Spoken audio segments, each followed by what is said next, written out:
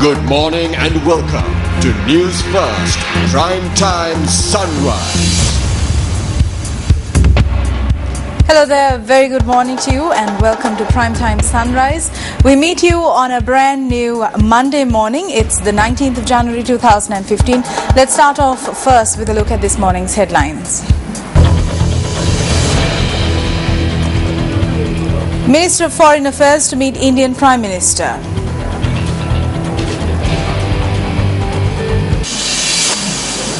Investigations launched over floating armoury in a vessel in Galle port. Secretaries to Cabinet and State Ministries to be appointed today.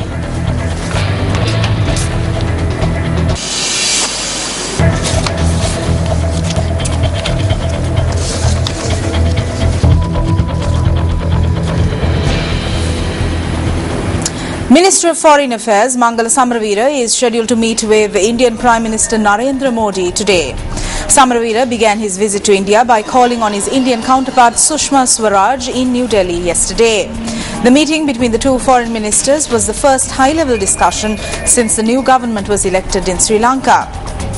Reuters reported that the two ministers, who held delegation-level talks, discussed bilateral and regional issues.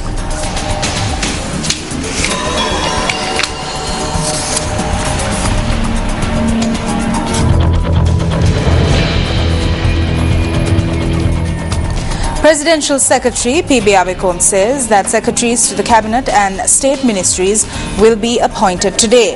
The Presidential Secretary added that the interview process has already been concluded. Further stated that the interviews were carried out by a panel consisting of senior retired officials of the Sri Lanka Administration Service. Accordingly, secretaries in respect of 27 cabinet ministries and 10 state ministries will be appointed today. The Presidential Secretary added that details pertaining to each ministry will be announced today by way of a gazette notification.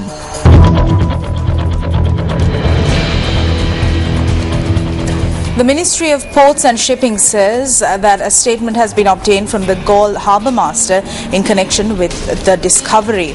Subject Minister Arjun Ranatunga said that a team has been deployed from Colombo in order to carry out investigations into the stock of armoury discovered. State Minister of Defence Ruwan Wijewardena said that special investigations will be launched into the floating armoury that was discovered on board a vessel anchored at the Galle Harbour. He said discussions will be carried out with the commanders of the Navy and Army. He went on to say that those responsible will be brought in and interrogated.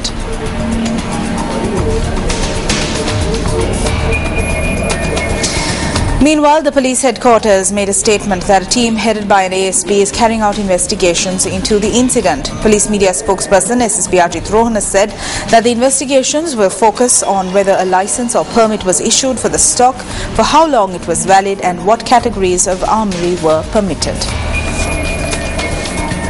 Further investigations are being continued in respect of the floating armoury that was found in Galle Harbour yesterday. A special police team has been deployed by DIG Galle in order to conduct further investigation. So, according to the officials of the private security company, they have stated that they have been given a permit by the Ministry of Defence. However, we are going to check the conditions and the legality of the permit, and apart from that, services that have been rendered by the private security company. We hope that we would be able to finish the investigation in 3 days' time. Further investigations are being continued.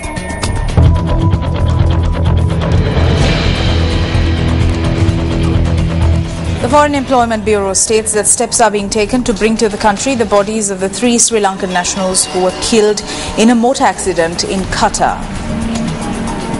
Deputy General Manager of the Bureau of Foreign Employment, Mangala Randhane, stated that the deceased persons were from the Muthoor area.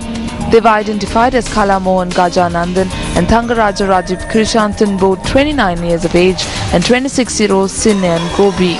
The incident had occurred when the van they were travelling in met with an accident. The bodies of the deceased are currently lying at the Hamad Hospital in Qatar. Mangala Randhane added that another Sri Lankan who sustained injuries in the incident is currently receiving treatment at the Hamad Hospital.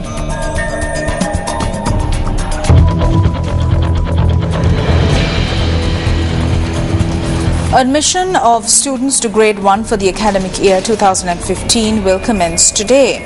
The Education Ministry says that the national ceremony in this regard will be held at the Mahinda College in Galle. Minister of Education Akila Viraj Karyavasam says that 340,000 students will be admitted during the 2015 academic year.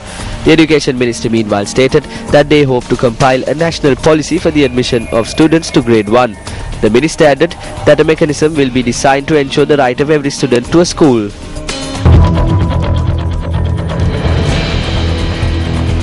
Still in local news, Uva Provincial Chief Minister Harin Fernando is to assume duties on the 22nd of this month.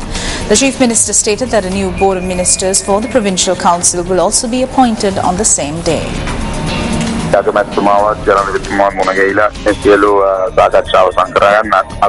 have met with the President and the Prime Minister and engaged in discussions. I hope to commence duties on the 22nd at the auspicious time. On the same day, a Board of Ministers will also be sworn in.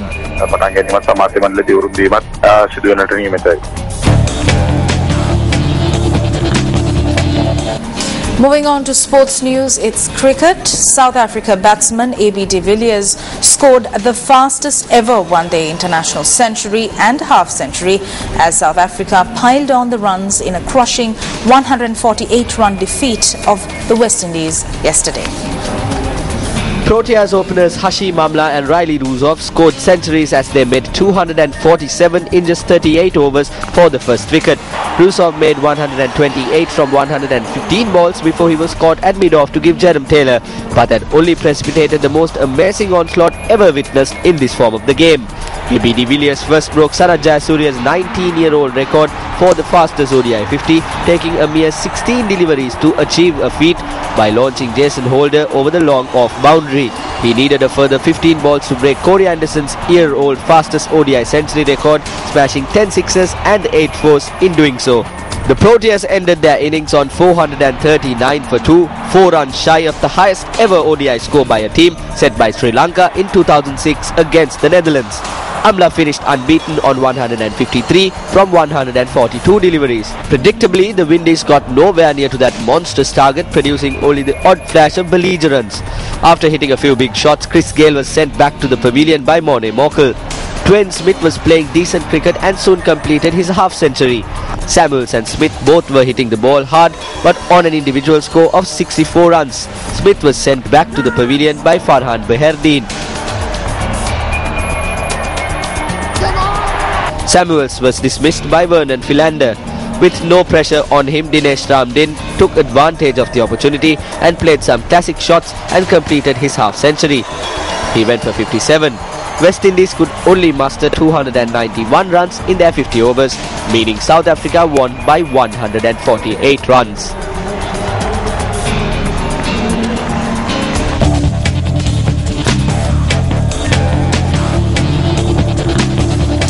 Stay with News First throughout the day. Your next news update comes your way at 8:55 this morning. Hotline 0114 896 896. www.newsfirst.lk. Feedback at newsfirst.lk.